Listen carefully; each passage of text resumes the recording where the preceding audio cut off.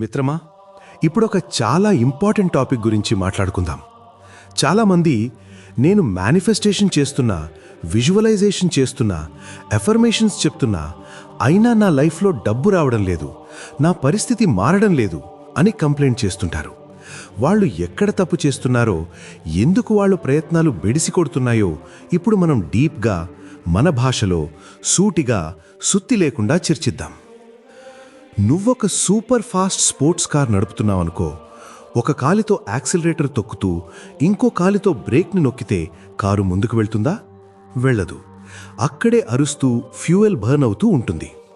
చాలామంది మేనిఫెస్టేషన్ ప్రాసెస్లో చేసేది కూడా ఇదే. వాళ్ళు కోరిక అనే యాక్సిలరేటర్ను తొక్కుతారు, కానీ తెలియకుండానే కొన్ని పెద్ద తప్పులు అనే హ్యాండ్ బ్రేక్లను లాగి పెడతారు.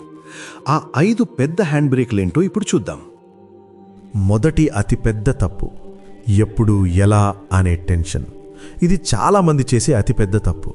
నువ్వు ₹1,00,00,000 కావాలని బలంగా కోరుకున్నావు, విజువలైజ్ చేశావు, అంతా బాగానే ఉంది. కానీ ఆ తర్వాత ప్రతిరోజు, ప్రతి గంట ఎలా వస్తుంది? జాబ్ నుంచా, బిజినెస్ నుంచా, లాటరీ తగలాలా? నాకసలు మార్గమే కనిపించడం లేదే. ఎప్పుడొస్తుంది? ఈ నెలలో వస్తుందా? వచ్చే నెలలోనా? ఇంకా రాలేదేంటి అని టెన్షన్ పడుతుంటే అక్కడితో నీ ఆట క్లోజ్. ఒక సింపుల్ లాజిక్ అర్థం చేసుకో. నువ్వు ఆన్లైన్లో ఒక వస్తువు ఆర్డర్ చేశావు. ఆర్డర్ చేశాక డెలివరీ బాయ్ ఏ దారిలో వస్తున్నాడు, ఏ గల్లీలో తిరిగాడు, ఏ ట్రాఫిక్లో ఆగాడు అని నువ్వు టెన్షన్ పడతావా? లేదు. నీ పని ఆర్డర్ చేయడం, అడ్రస్ కరెక్ట్గా ఇవ్వడం, డెలివరీ చేయడం వాడి పని. మేనిఫెస్టేషన్ కూడా అంతే. ఏం కావాలి అనేది నువ్వు చెప్పాలి, ఎలా ఇవ్వాలి అనేది యూనివర్స్ డిపార్ట్మెంట్. నువ్వు ఎలా అని ఆలోచిస్తున్నావంటే యూనివర్స్ మీద నీకు నమ్మకం లేనట్టే, దాని పనిలో నువ్వు వేలు పెడుతున్నట్టే. నాకున్న తెలివితో, నాకున్న మార్గాలతోనే రావాలి అని నువ్వు యూనివర్స్ని ఒక చిన్న బాక్స్లో బంధించేస్తున్నావు. కానీ యూనివర్స్కి నీ ఊహకు కూడా అందని లక్షల మార్గాలు తెలుసు. నువ్వు ఎప్పుడు అని ఆరాటపడుతున్నావంటే నువ్వు నా దగ్గర ప్రస్తుతం అది లేదు అనే ఫీలింగ్ని, లేమిని, కొరతను బలంగా బయటకు పంపుతున్నావు.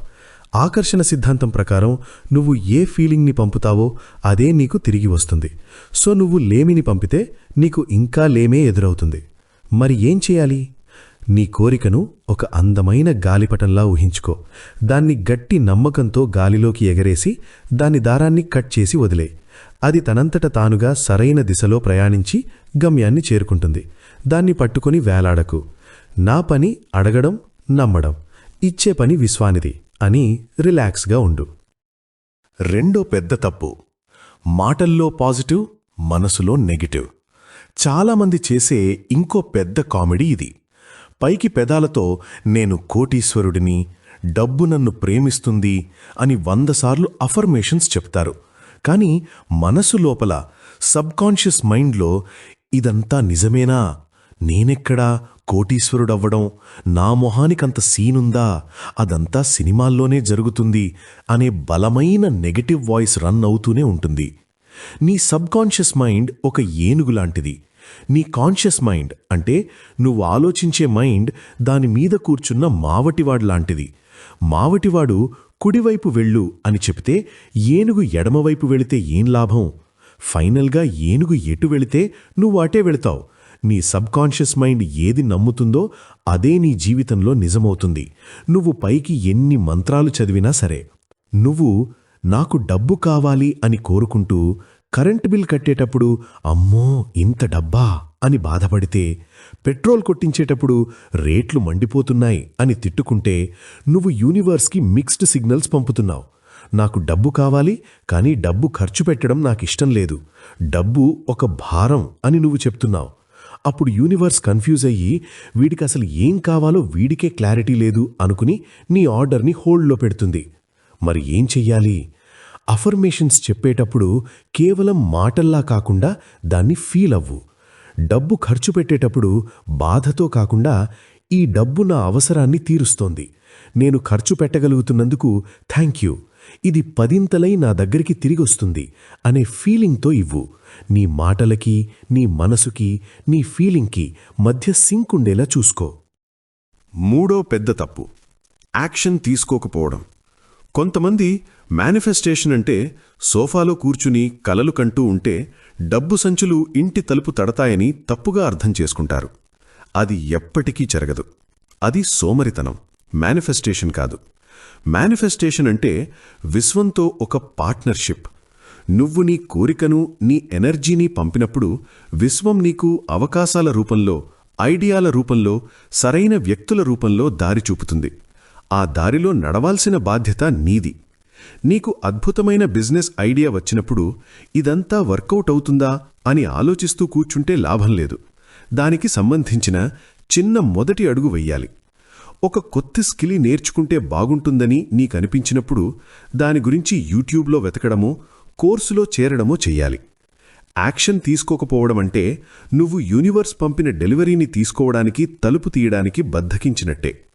నువ్వు యాక్షన్ తీసుకున్నప్పుడే నేను ఈ కోరిక పట్ల సీరియస్గా ఉన్నాను, నేను స్వీకరించడానికి సిద్ధంగా ఉన్నాను అని యూనివర్స్కి ఒక గట్టి సిగ్నల్ పంపుతావు.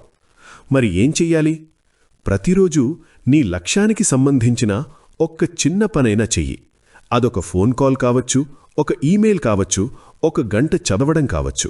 ఆ చిన్న పనులే నీకు పెద్ద ఫలితాలను తెచ్చిపెడతాయి. 4వ పెద్ద తప్పు, పాత కథనే పదే పదే చెప్పుకోవడం.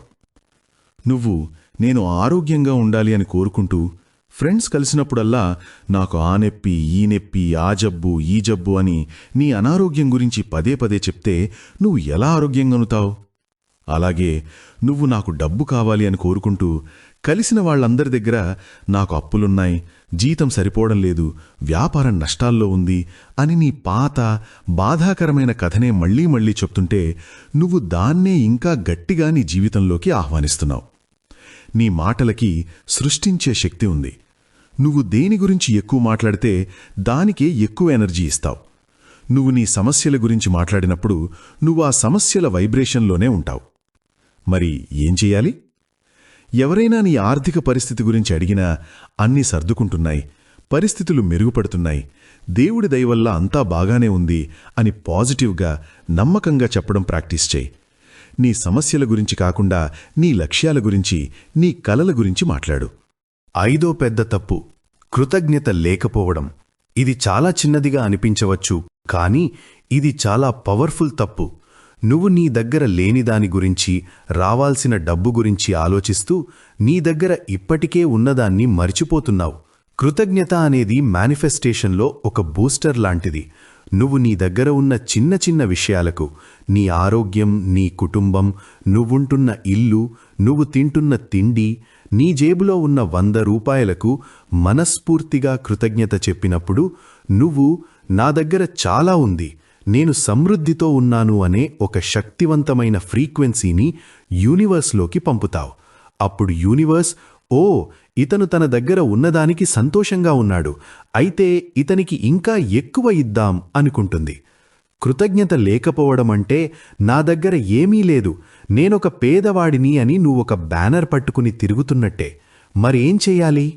ప్రతిరోజు ఉదయం లేవగానే లేదా రాత్రి పడుకునే ముందు నీ జీవితంలో నువ్వు కృతజ్ఞతతో ఉన్న కనీసం 3 విషయాలను ఒక పుస్తకంలో రాయి లేదా మనసులో అనుకో.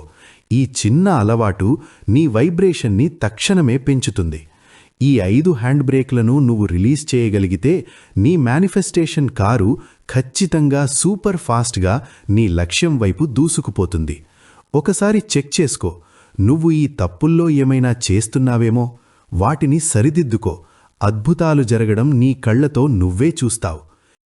ఈ వీడియోకి లైక్ ఇచ్చిన తర్వాత హైప్ పాయింట్స్ ఇవ్వడం మర్చిపోవద్దు.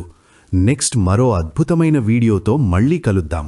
సబ్స్క్రైబ్ చేసి బెల్ ఐకాన్ క్లిక్ చేయండి. Thank you so much.